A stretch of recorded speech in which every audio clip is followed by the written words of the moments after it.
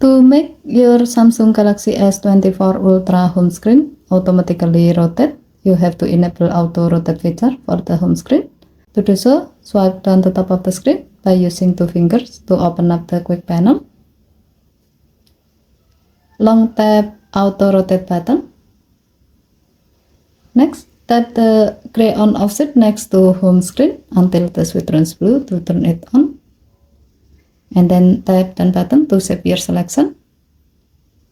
To see the result, go to your home screen. Hold your phone in landscape view like this. And then hold it in portrait view like this. As you can see, your home screen will automatically rotate based on how you hold your phone. Okay, thank you for watching. Please help to like and subscribe.